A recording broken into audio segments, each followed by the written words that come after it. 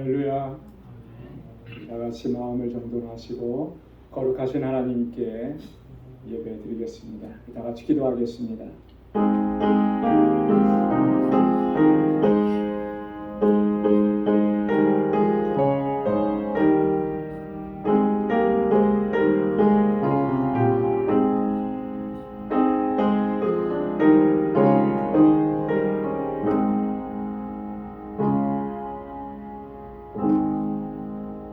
새 노래로 여호와께 노래하라. 온 땅이여 여호와께 노래할지어다. 여호와께서 여호와께 노래하여 그 이름을 송축하며 그 구원을 날마다 선포할지어다. 만방의 족속들아 영광과 권능을 여호와께 돌릴지어다. 여호와께 돌릴지어다. 여호와의 이름에 합당한 영광을 그에게 돌릴지어다. 아름답고 거룩한 것으로 여호와께 경배할지어다. 온 땅이여 그 앞에서 떨지어다. 아멘. 은혜가 풍성하시고 자비로우신 아버지 하나님, 성의로 지난 3일도 은혜 가운데 저희들을 지켜주시고 이 험한 세상, 유혹과 시험이 많은 세상에서도 넉넉히 아버지 하나님 믿음으로 이겨내게 하시고 우리에게 승리의 삶을 허락해 주시니 감사합니다. 거룩하신 주님 앞으로 다시 불러주셨사오니 아버지 하나님 저희를 정결하고 거룩하게 하셔서 이 시간 온 마음을 다하여 하나님 예배하게 하시며 우리의 예배를 기뻐 흠향해 주시고 우리 가운데 임재하시고 아버지 하나님 예비하신 주님의 은혜와 평강으로 덧입혀 주옵소서. 예수님의 이름으로 기원하옵나이다. 아멘. 전능하사 천지를 만드신 하나님 아버지를 내가 믿사오며 그 외아들 우리 주 예수 그리스도를 믿사오니 이는 성령으로 잉태하사 동정녀 마리아에게 나시고 본디오 빌라도에게 고난을 받으사 십자가에 못 박혀 죽으시고 장사한 지 사흘 만에 죽은 자 가운데서 다시 살아나시며 하늘에 오르사 전능하신 하나님 우편에 앉아 계시다가 저리로서 산 자와 죽은 자를 심판하러 오시리라. 성령을 믿사오며 거룩한 공예와 성도가 서로 교통하는 것과 죄를 사하여 주시는 것과 몸이 다시 사는 것과 영원히 사는 것을 믿사옵나이다. 아멘. 찬양으로 하나님께 영광 돌리겠습니다. 예수 안에 있는 나에게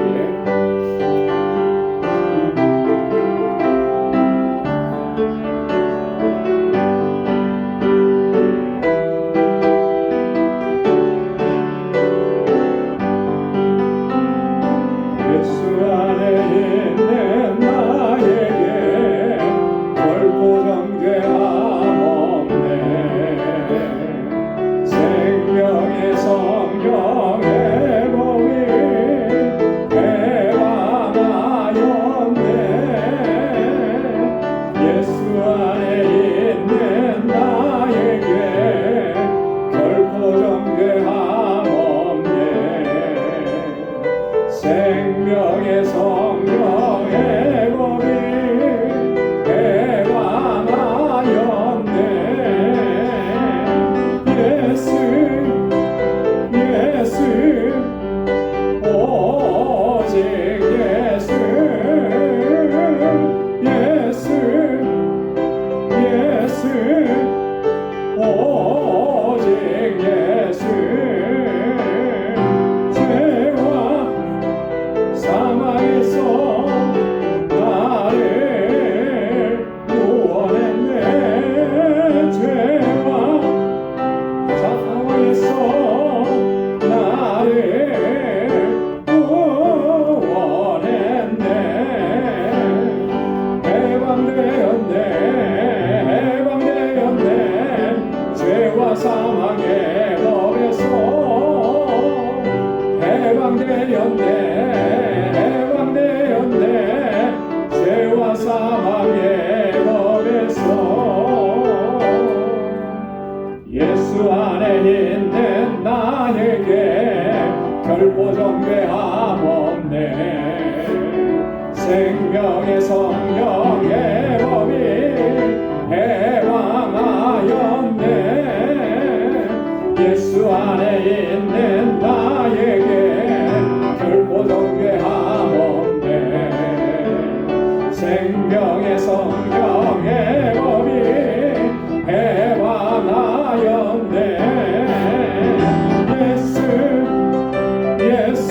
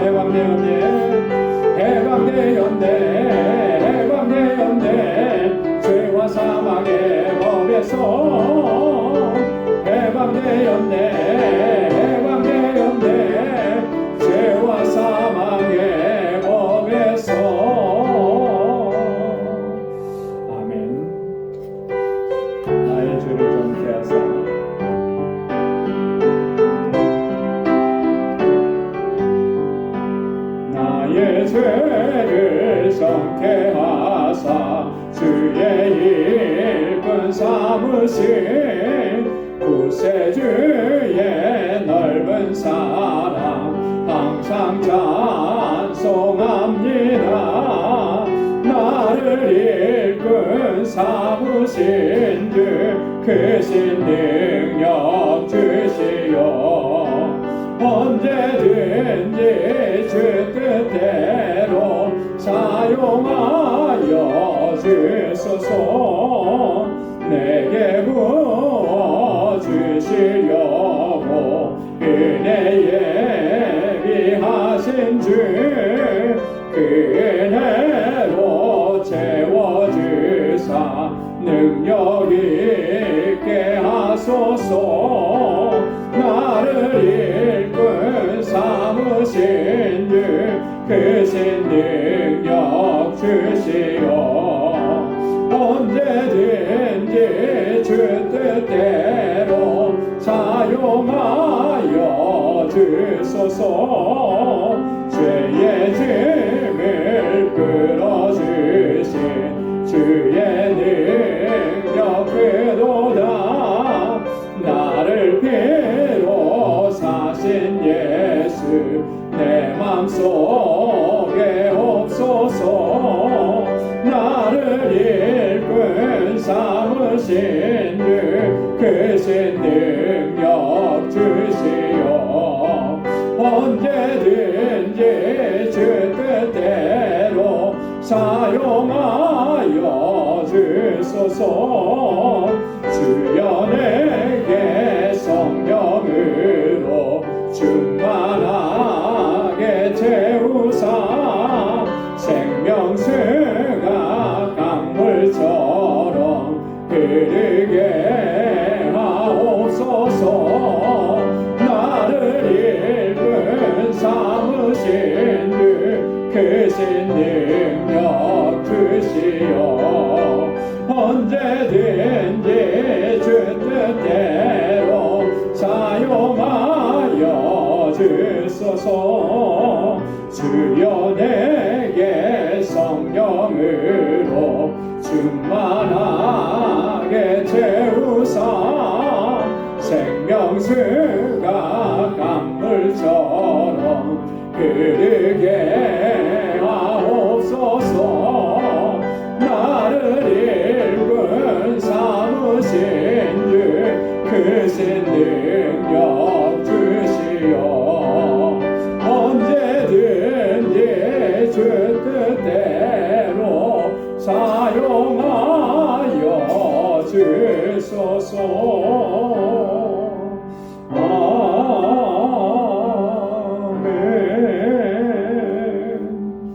아멘. 주 없이 살 수 없네. 주님의 구주여.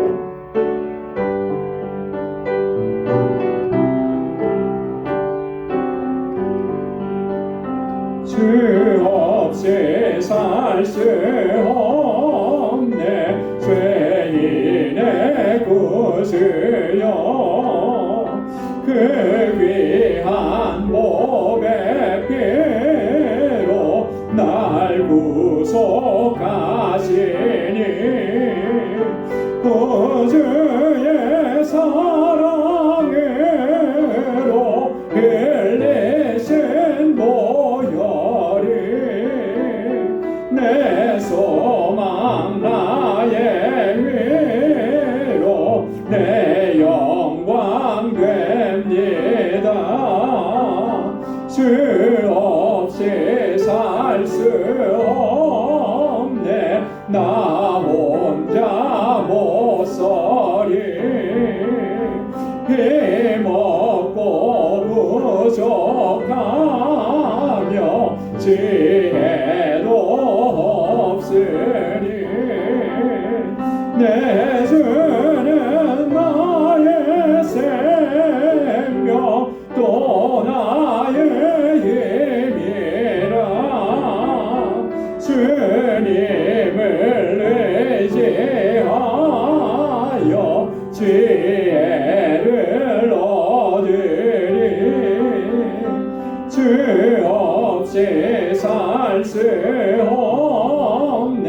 내 주는 아신다. 내 영의 깊은 간구 마음의 소원을 주밖에 나의 마음을 네 알아주리요. 내 마음을 위로하사 평온케 하시네. 주 없이 살 수 없네. 세월이 흐르고 이 깊은 고독 속에 내 생명 끝나도 사나운 풍랑일 때 날 지켜주시고 내 곁에 계신 주님 늘 힘이 되시는 내 곁에 계신 주님 늘 힘이 되시는 아멘. 아멘. 우리 이 시간 다 같이 통성으로 함께 기도하겠습니다. 우리 교회를 위해서 우리 교회가 믿음과 사랑과 소망의 공동체가 되게 하시고 영혼 구원의 사명을 잘 감당하게 하옵소서. 우리 교회 우리 청지기들을 위해서 믿음의 일꾼들 하나님께서 저에게 능력과 권능을 주시고 성령의 충만함을 허락해 주시고 그래서 주님 주신 직분 잘 감당하게 하옵소서. 우리 사랑하는 자녀들 또 이곳에서 자라나는 우리 어린 신령들, 학생들, 청년들 저들이 정말 믿음의 귀한 일꾼들로 아름답게 성장하도록 또 그리고 저들을 지도하는 교사들과 우리 전도사님 위해서 함께 기도해 주시고 우리 알라메다 방주교회 우리 하나님께서 세우셨사오니 장중에 붙들어 주셔서 구원의 방주로서의 사명 잘 감당하게 하시고 우리 힐베르토와 로레타 또 그리고 박지만 선교사님, 한여정 선교사님 또 우리 장고은 전도사님 하나님께서 강건하게 붙잡아 주시고 기도해 주시고 또 우리 지체들을 위해서 기도합니다. 특별히 우리 환우들을 위해서 기도해 주시기 바랍니다. 우리 전체 카톡으로 알려드렸던 것처럼 우리 정규근 권사님 폐렴 때문에 치료차 입원했는데 하나님 치료해 주시고 온전하게 회복시켜 주시도록 그리고 옥현정 집사님 어머님 하나님께서 치료하시고 또 저희 마음을 움직이셔서 주님께서 저희 마음을 움직이셔서 정말 하나님의 자녀로 삼으시는 놀라운 역사가 있도록 하나님 인도해 달라고 우리 시간 다 같이 통성으로 함께 기도하겠습니다. 거룩하신 아버지 하나님 참 감사합니다. 주님의 사랑과 은혜 고맙습니다. 저희들을 사랑하셔서 하나님의 놀라우신 은혜 가운데 지켜주시고 보호하시고 늘 인도해 주시고 감사합니다. 하나님 아버지 하나님 주님께서 세워주신 우리 방주교회가 정말 든든하게 서가고 이 땅에 주님 세우신 하나님의 뜻과 목적을 잘 이루어갈 수 있는 하나님 믿음의 귀한 공동체가 되도록 도와주옵소서. 아버지 하나님 사랑의 공동체가 되도록 인도해 주옵소서. 주님의 나라를 소망하는 소망의 공동체가 되게 하여 주옵소서. 우리 모든 권속들이 마음과 뜻이 하나가 될 수 있도록 인도해 주옵소서. 영혼 구원의 사명을 잘 감당할 수 있도록 은혜를 더하여 주셔서 아버지 하나님 이 자리를 하나님께서 찾으시는 새 생명으로 가득 차고 하나님 구원의 기쁨과 감격 속에서 하나님을 예배하는 아버지 찬양과 예배가 넘쳐나도록 인도하여 주시옵소서. 이들을 위해서 세워주신 하나님 귀한 종들에게 능력과 권능을 더하여 주시옵소서. 기름 부어 세우신 우리 사랑하는 장로님들과 우리 권사님들과 우리 안수 집사님들과 또 우리 여러 재직들을 하나님께서 능력 가운데 붙잡아 주옵소서. 아버지 하나님 우리에게 아버지 능력과 권능을 담게 해주시고 성령으로 충만하게 하옵소서. 믿음으로 역사하는 종들이 다 되게 하시고 그 수고와 헌신이 아버지 하나님께 영광이 되게 하시고 우리 모든 지체들을 아름답게 섬기며 세워갈 수 있도록 인도하여 주시옵소서.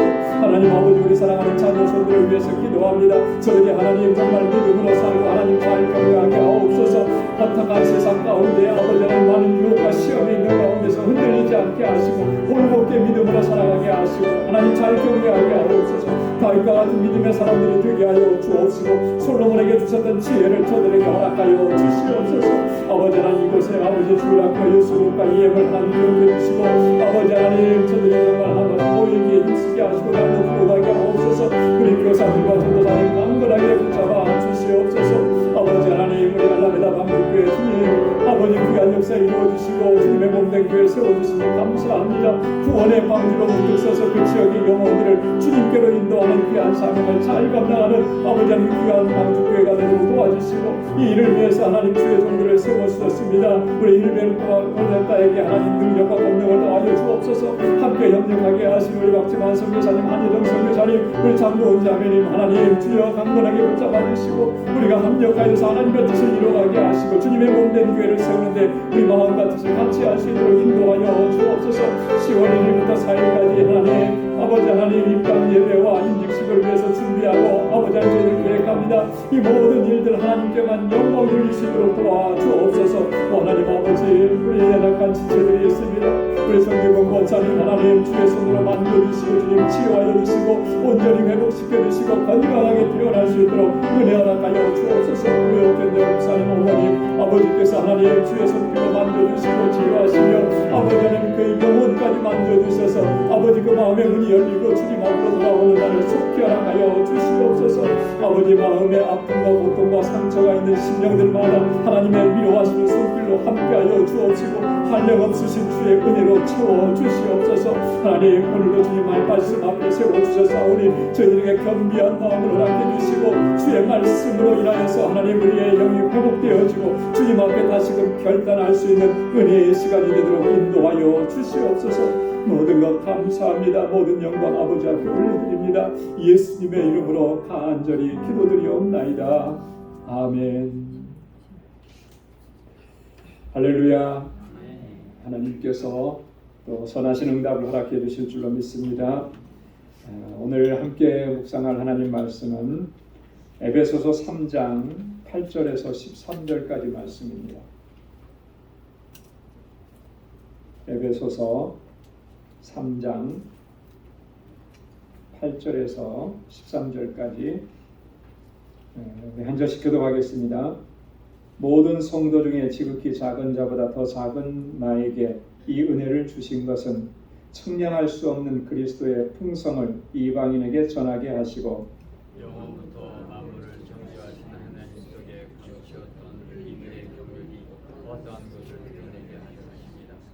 이는 이제 교회로 말미암아 하늘에서 정사와 권세들에게 하나님의 각종 지혜를 알게 하려 하시니 곧 영원부터 우리 주 그리스도 예수 안에서 예정하신 뜻대로 하신 것이다. 우리가 그 안에서 그를 믿음으로 말미암아 담대함과 하나님께 당당히 나아감을 얻느니라. 그러므로 너에게 구하노니 너희를 위한 나이를 환난에 대하여 낙심치 말라. 이는 너희의 영광입니다. 아멘. 우리가 지난주에 그 3장 1절에서부터 7절까지 말씀을 같이 묵상을 했는데요. 마지막 7절에서 바울이 이렇게 이야기를 했습니다. 뭐냐면 이 복음을 위해서 내가 일꾼이 되었다. 복음을 위해서 일꾼이 되었다라고 하는 말은 이 복음을 증거하는 사명을 내가 받았고 그 일을 감당하는 일꾼이 되었다. 이런 얘기죠.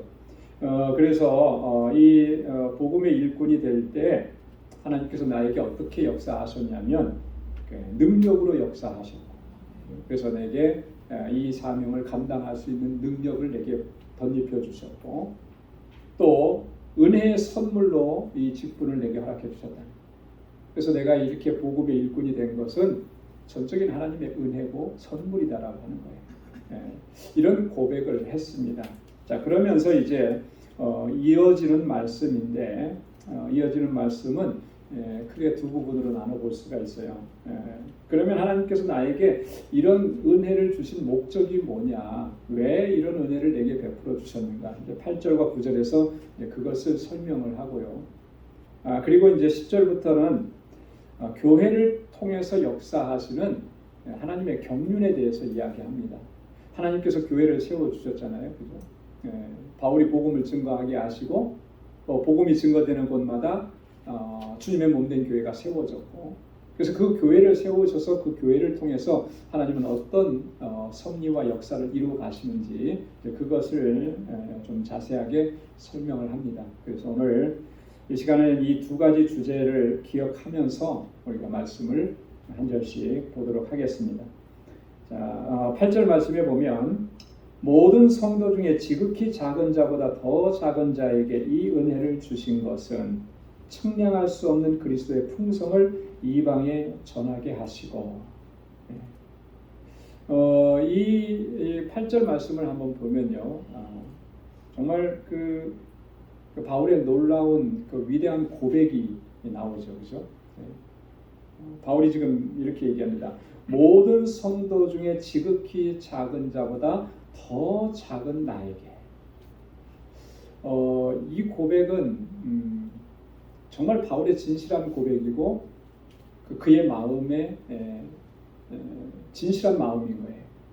바울은 일평생토록 주님께서 주신 사명을 감당할 때 이 마음과 이 자세를 가지고 감당을 한 거죠. 우리가 볼 때는 바울은 정말 대단한 사도잖아요, 그죠? 신약 성경의 서신서 가운데 거의 바울이 쓴 서신이 13권이나 됩니다. 학자에 따라서 14권이라고 얘기도 하고, 신약 성경이 27권인데 그 중에 절반 이상을 하나님께서는 바울을 통해서 성경을 기록하게 하셨어요. 여러분, 이 2000년 기독교 역사 속에 하나님 앞에 이렇게 쓰임 받았던 사람은 찾아보기 힘들죠. 아주 독보적인 그런 위대한 사도입니다. 그럼에도 불구하고 바울은 단 한 번도 자기가 그런 사람이다라고 생각해 본 적이 없어요. 오늘 본문에 보면 지극히 작은 자보다 더 작은 나다. 여러분, 이게 무슨 말입니까? 지극히 작은 자보다 더 작은 자면 어떤 거예요? 내가 가장 작은 자다는 거죠. 내가 가장 떨어지는 사람이다. 내가 가장 밑에 있는 사람이다. 이런 고백인 거예요. 여러분, 이게 좀 가식적인 고백으로 들립니까? 아니잖아요. 그죠? 진실한 고백인 거예요. 근데요, 다른 데서 보면 이보다 더한 말을 했습니다. 바울이 무슨 말 했죠? 나는 죄인 중에 괴수다 했어요. 이거는 작은 자라고 하는 말과는 비교가 안 될 정도로 자기를 비천하게 만드는 거잖아요. 나는 죄인 중에 괴수라는 거예요. 여러분, 존 버년이 쓴 책이, 유명한 책이 있습니다. 존 버년 들어보셨죠? 철로 역정을 썼잖아요. 근데 또 유명한 책을 하나 더 썼어요.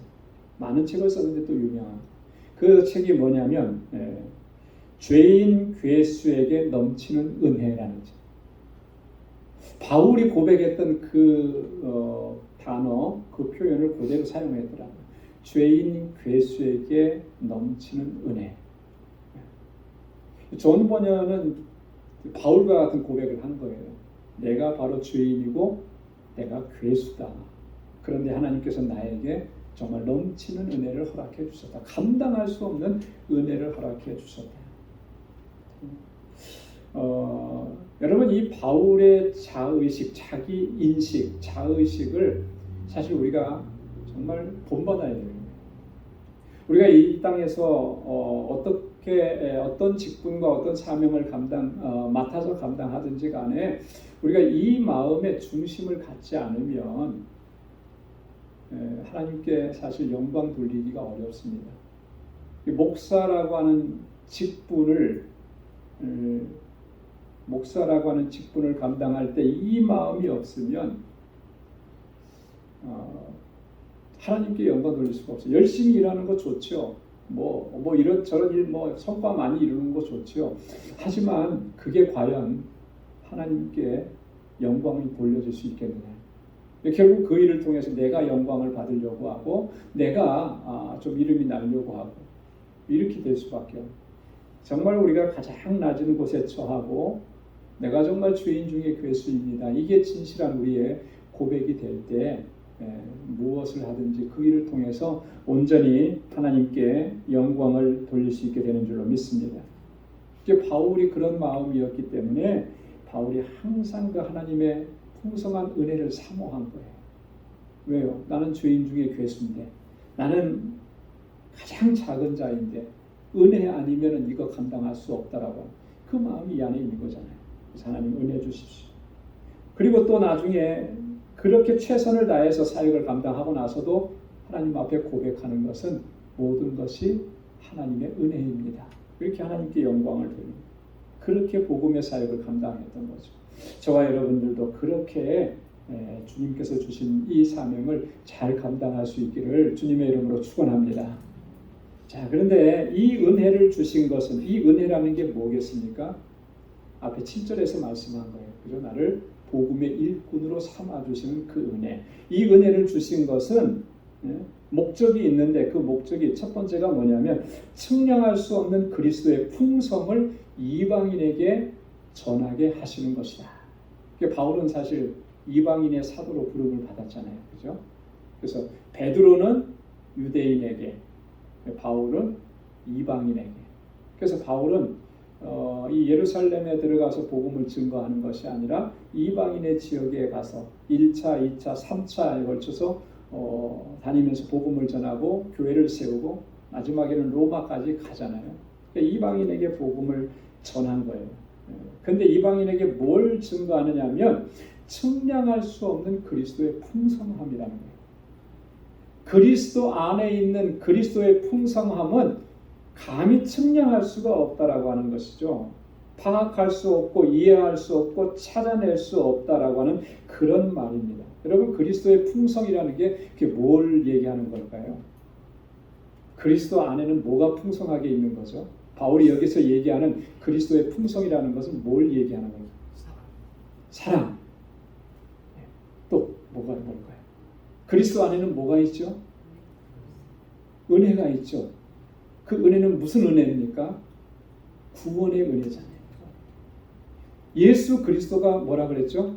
복음이라 그랬잖아요. 그죠? 복음으로 말미암아 어떤 일이 일어나는 거예요? 복음을 믿는 자마다 구원함을 얻는 거잖아요. 그죠? 구원함을 얻는. 그리스도 안에 풍성한 건 뭐냐면 구원의 은혜라고 하는 거예요. 그거 전하게 하신 거라는 거죠. 그거잖아요. 구원의 은혜를 증거하게 하시는 거예요. 그리스도 안에 구원의 은혜가 풍성하다라고 하는 말은 무슨 의미겠습니까? 그걸 다 이렇게 측량해 보니까 측량할 수 없을 만큼 풍성하다라 이런 의미겠습니까? 구원의 은혜가 풍성하다라고 하는 말은 이런 말이에요. 누구든지 그리스도의 구속의 사건으로 말미암아 그리스도의 복음으로 말미암아 구원받게 된다. 여기에는 예외가 없다라고 하는 거예요. 유대인들은 이방 사람들을 제외시켰잖아요. 그죠? 하나님의 선민에서 제외시키고 저주받은 자들이라고 이렇게 했지만 예수 그리스도의 복음은 제외되는 사람이 없어요. 누구든지 그를 믿고 영접하는 자, 그가 하나님의 자녀가 되는 거예요. 여긴 예외가 없는 거죠. 유대인들이 터부시하고 유대인들이 무시하고 멸시했던 사람들조차도 유대인들이 죄인이라고 정죄했던 사람들조차도 복음은 믿는 자에게 구원을 주시는 하나님의 능력이 되는 거예요.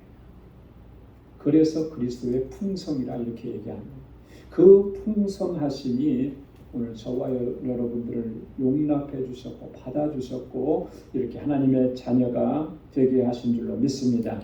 그래서 이 나를 주의 일꾼이 되게 하신 목적의 첫 번째가 바로 이거예요. 이 측량할 수 없는 그리스도의 풍성을 이방인에게 전하라는 거예요. 여러분, 저와 여러분들도 하나님께서 우리에게 주신 이 놀라우신 은혜의 사건들을 믿지 않는 사람들에게 전해야 되는 그 사명이 우리에게도 있는 줄로 믿습니다. 그래서 때를 어떤지 못 어떤지 주님의 사랑과 복음의 은혜를 전해야 하는 것이죠. 자, 그 다음에 두 번째, 하나님께서 나를 주의 복음의 일꾼으로 삼으신 목적 두 번째를 또 이렇게 얘기합니다. 9절 말씀에 보면 영원부터 만물을 창조하신 하나님 속에 감추었던 비밀의 경륜이 어떠한 것을 드러내게 하려 하심이라. 두 번째 목적이 이건 거예요. 하나님 속에 감추어졌던 이 비밀의 경륜을 이제는 드러내라고 하는 거죠. 드러내라고. 영원부터 그것이 하나님 안에 감추어져 있었다. 하나님의 이 계획, 비밀한 경륜, 이게 얼마나 신비로운 것인지를 여기서 이야기하는 것입니다. 영원부터. 하나님은 영원부터 이것을 작정하신 거예요. 영원부터.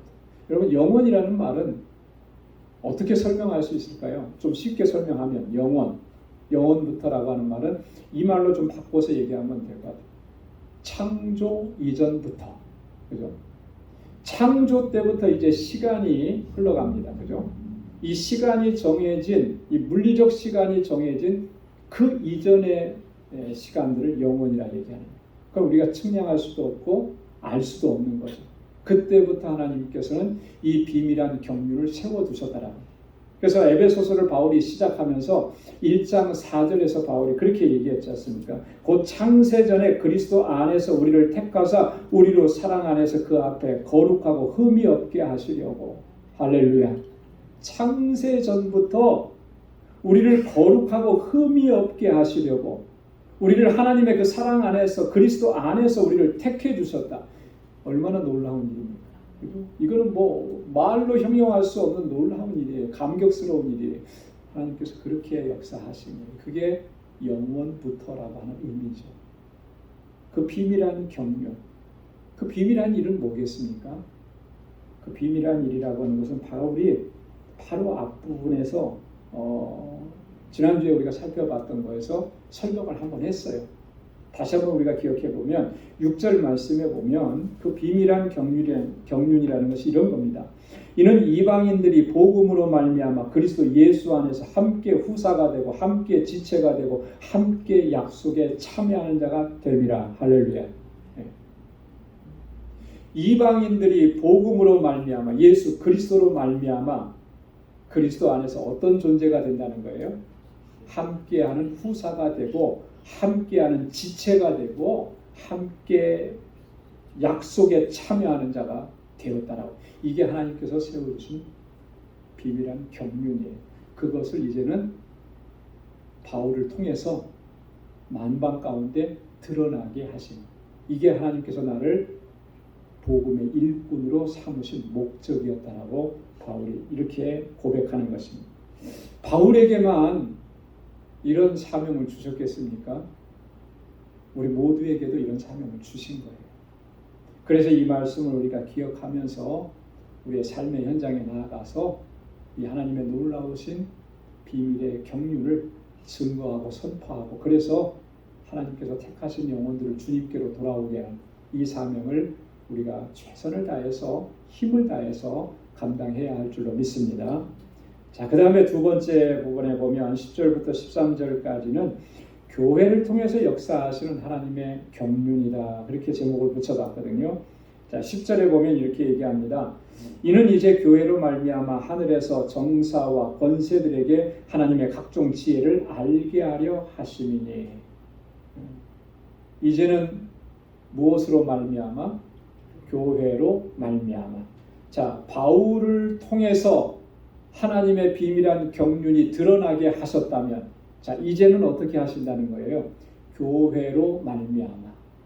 여러분, 바울이 복음을 증거하면서 이 하나님의 비밀한 경륜을 전하게 하시면서 교회를 세웠잖아요. 그죠?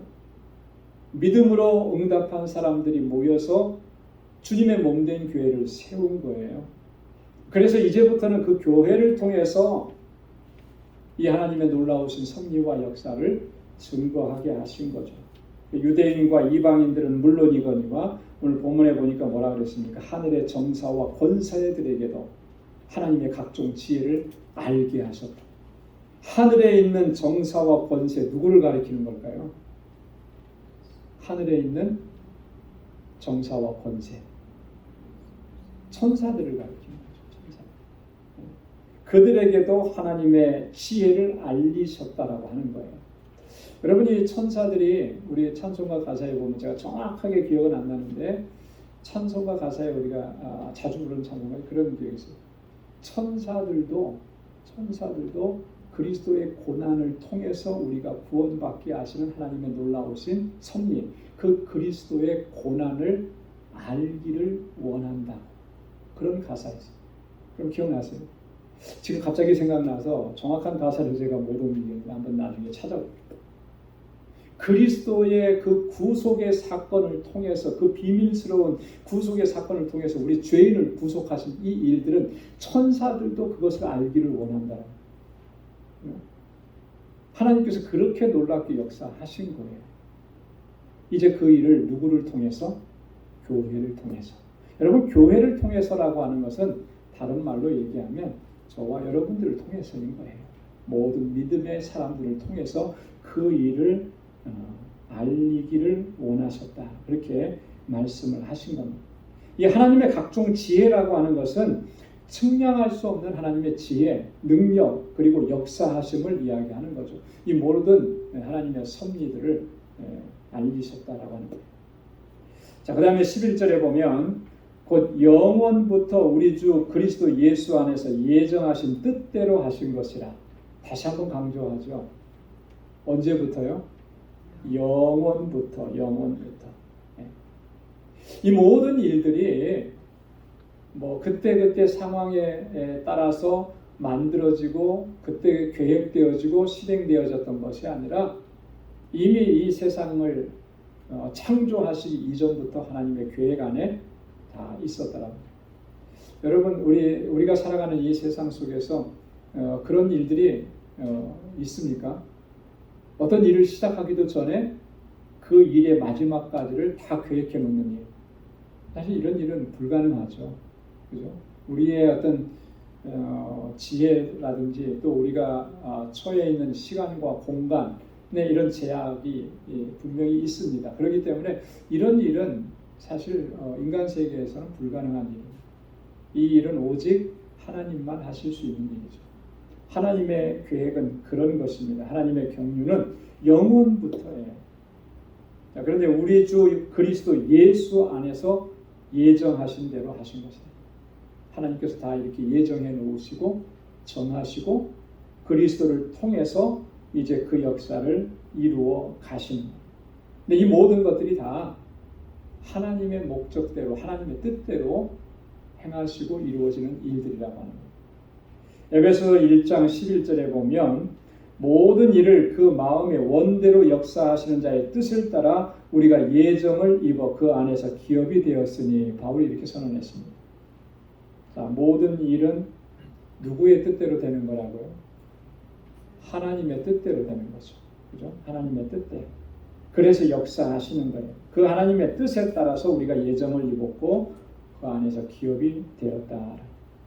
근데 그 하나님의 예정하신 것을 이루어 가실 때 여기 보면은 그리스도 예수 안에서 이 모든 일들을 이루어 가신다 그랬어요. 예수 그리스도를 통해서 이루어 가십니다. 그리스도 외에 다른 것으로는 이런 하나님의 예정하신 그 모든 섭리와 경륜과 역사를 이루시지 않으신다라고 하는 거예요. 그 일을 이루시기 위해서 누구를 세우셨다는 거예요? 그리스도 예수를 세우셨다. 그리스도 예수님 외에 다른 어떤 구원자가 존재할 수 없는 것이고요. 다른 하나님의 구원의 방법이 존재할 수가 없는 것입니다. 예수 그리스도께서 십자가를 지시고 죽으실 때에 우리 모든 죄인들의 죄를 대신 짊어지시고 십자가에서 죽으셔서 이 구속의 사건을 이루신 거예요. 그 일을 통해서만이 하나님의 예정하신 뜻하신 일들이 성취되고 이루어지게 하셨다라고 합니다. 그렇기 때문에 여러분, 주님의 그 십자가 구속의 사건은 정말 너무나 감격스러운 은혜의 사건이고, 우리가 주님의 십자가를 볼 때마다 정말 그 구원의 기쁨과 감격을 가지고 하나님을 찬양하고 또 하나님께 영광 돌리고 그렇게 믿음으로 살아가야 할 줄로 믿습니다. 자, 그 다음에 12절에 보면 우리가 그 안에서 그를 믿음으로 말미암아 담대함과 하나님께 당당히 나아감을 얻느니라 그랬습니다. 여기 보면 자, 담대함을 얻고 하나님께 당당히 나아감을 얻느니라. 여러분 이 모습을 보면 어떤 장면이 떠오릅니까? 담대하고 당당하게 굉장히 확신에 차 있는 그런 모습이죠. 그죠? 거리낌이 없는 모습이잖아요. 두려움이 없는 모습이죠. 자, 그렇게 누구에게 나아간다는 거예요? 지금 누구에게 나간다 그랬어요? 하나님께. 하나님께 그렇게 나아감을 얻게 하셨더라. 여러분 하나님 앞에 나아갈 때 여러분 이런 마음으로 나아가실 수 있으세요? 없으세요? 왜 없죠? 지금 바울은 그렇게 얘기했잖아요. 담대함과 하나님께 당당히 나아감을 얻었다. 근데 왜 우리는 하나님 앞에 나아갈 때 당당하게 못 나가요? 담대하게 못 나가요? 자꾸 이렇게 죄스럽죠, 그냥. 그죠? 우리 삶이 하나님 보시기에 너무 좀 곁길로 많이 간 것 같고, 그러니까 자꾸 죄스러운 마음이 있고, 그래서 당당하게 담대하게 못 나가는 거예요. 근데 우리가 본질적으로 알아야 되는 것이 있습니다. 하나님 앞에 이렇게 담대함을 가지고 당당하게 나아갈 수 있는 그 길을 이미 우리에게 열어주신 거예요. 열어주신 거예요. 이거 기억해야 하는 것입니다. 하나님이 나의 아버지시고 하나님께서 예수 그리스도를 통해서 나를 구원하셨는데 왜 하나님 앞에 당당하게 담대하게 못 나가느냐는 거예요. 왜 여전히 그렇게 못 나가게 하는 요소가 뭐겠습니까? 그 요소는 이런 걸 거예요. 죄의식일 거예요. 죄의식. 그죠? 하나님께 나아가지 못하게 그 발목을 잡는 것은 죄잖아요. 죄. 그 죄가 여전히 죄의식을 가지고 우리가 살아가도록 그렇게 발목을 자꾸 잡으니까 하나님 앞에 나아갈 때마다 그죠? 이 구원의 기쁨과 감격이 없는 거예요.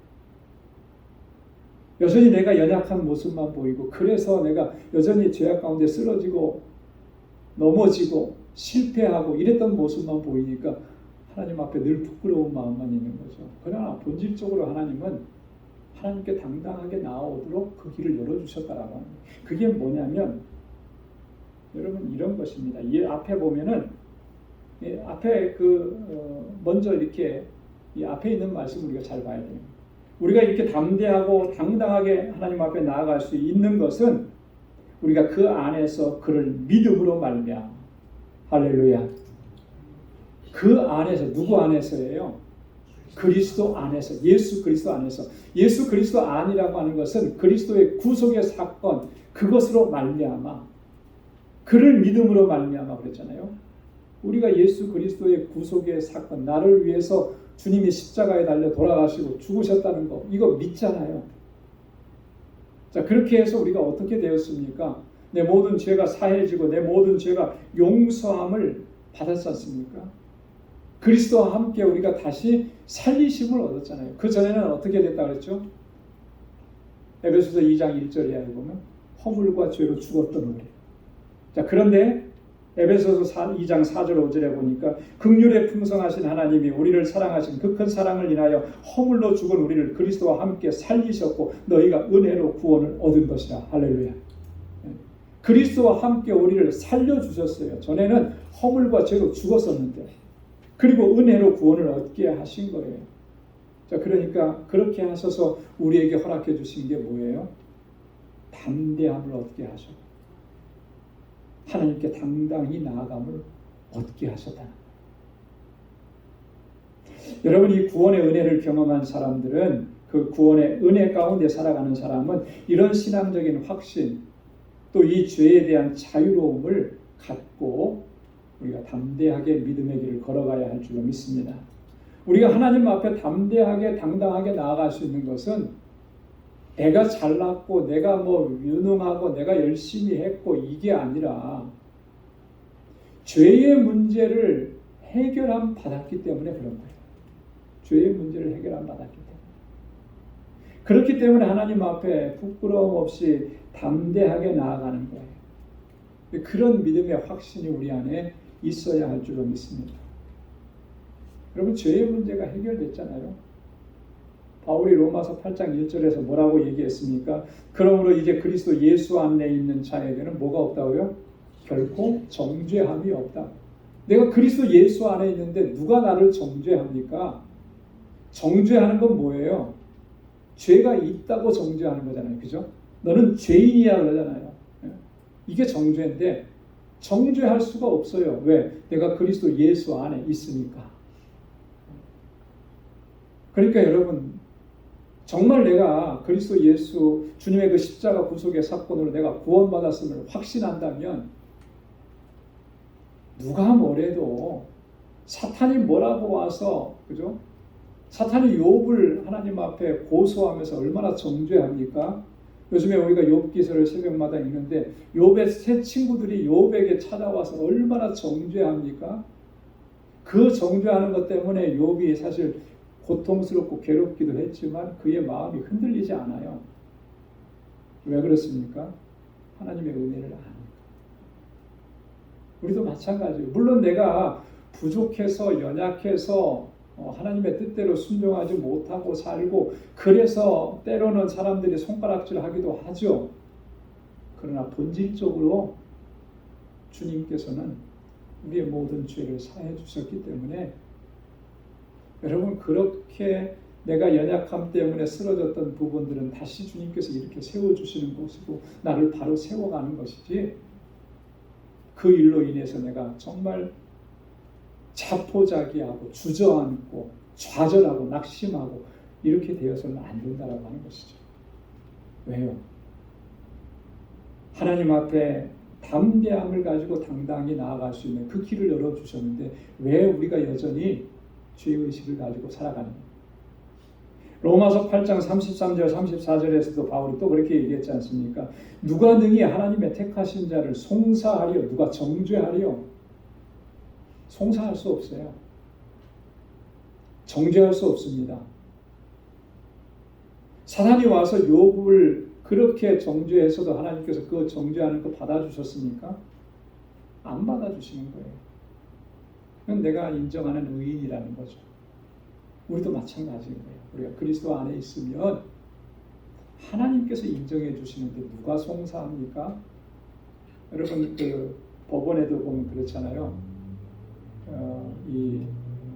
누군가 이제 고소 고발을 해가지고 그러면 기소하는 사람은 누가 기소하죠? 검사들이 기소하죠. 그래서 이제 한번 이렇게 죄를 받아야 돼. 근데 그 기소한 것을 이거는 죄도 아니고 이건 재판도 필요 없다 그래요. 기소를 기각시켜버리는. 그 기각은 누가 시키는 건가요? 판사가 기각시키는 거죠. 딱 보니까 이거는 뭐 재판할 것도 아니야. 그럼 기각시켜버려. 우리에 대한 정죄에 사탄이 어떤 것으로 정죄해도 하나님은 그거 다 기각시키는 거예요. 송사 못하게 하는 거예요. 왜? 우리가 그리스도 안에 있음을 하나님이 아시기 때문에, 그리스도의 보혈로 우리를 정결하게 씻어주셨기 때문에, 여러분, 그렇기 때문에 우리가 담대함을 얻는 것입니다. 여러분, 믿음의 결과는 담대함입니다. 믿음의 결과는 담대함이에요. 믿음으로 살아간다라고 하는 건 뭐냐면 주님의 구속의 은혜로 말미암아 담대함을 얻는 것입니다. 그래서 세상에서 우리가 어떠한 모습을 겪어도 그것 때문에 주눅들지 않고 그것 때문에 무너지지 않는 거예요.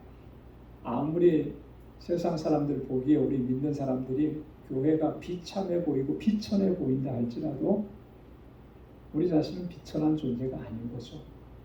왜요? 우리는 하나님의 자녀인데요. 여러분, 이런 담대함을 가지고 믿음으로 나아갈 수 있기를 소망합니다. 우리 빌립보서 1장 20절에 바울의 담대함을 우리 한번 같이 읽어보도록 하겠습니다. 다 같이요.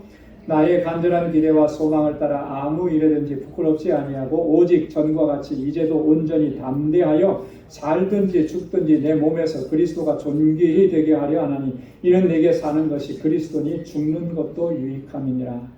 아멘. 이제도 온전히 담대하여 살든지 죽든지 내 몸에서 그리스도가 존귀히 되게 하려 하나니. 나를 통해서 그리스도가 존귀히 여김을 받는 일을 위해서는 나는 살아도 좋고 죽어도 좋다라고 하는 거죠. 내 안에 그리스도께서 살아계시니 나는 죽는 것도 내게 유익하다. 여러분 이 확신과 이 고백을 가지고 우리 믿음의 여정을 달려갈 수 있기를 소망합니다. 자, 마지막에 13절 보겠습니다. 그러므로 너희에게 구하노니, 바울이 에베소 교회 성도들에게 바라는 게 있는 거예요. 요청하는 게 있는 것입니다. 너희를 위한 나의 여러 환난에 대해서 낙심치 말라. 내가 복음을 증거하고 이 하나님의 이 직분을 감당하면서 당하는 이런 고난과 환난과 역경들 많은 거 너희들이 봐서 잘 알 텐데 그것 때문에 낙심하지 말라. 이렇게 권고하는 거예요.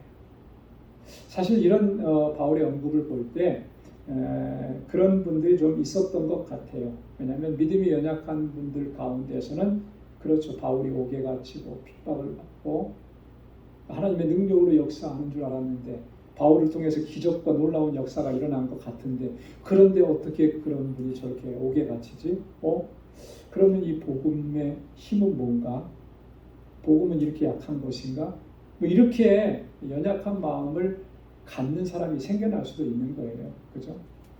우리가 이런 일을 겪을 때마다 어떨 때 보면 무력감 같은 걸 느낄 때가 있어요.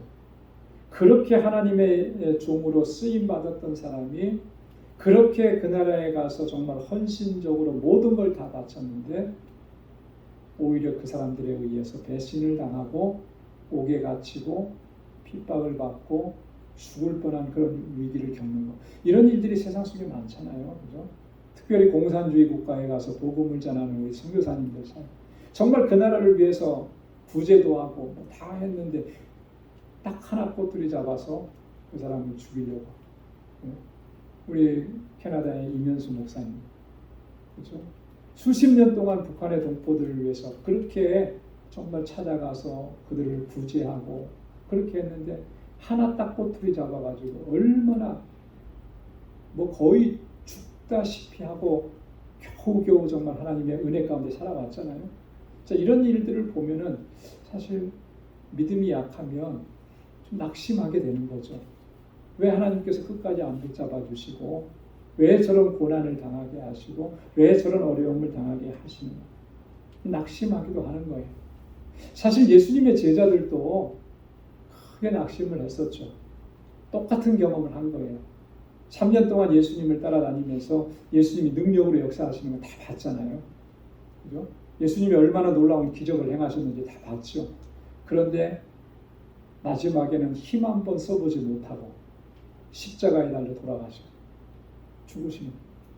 자, 사람이 십자가에서 죽었습니다. 그러면 그걸로 다 끝나버리잖아요.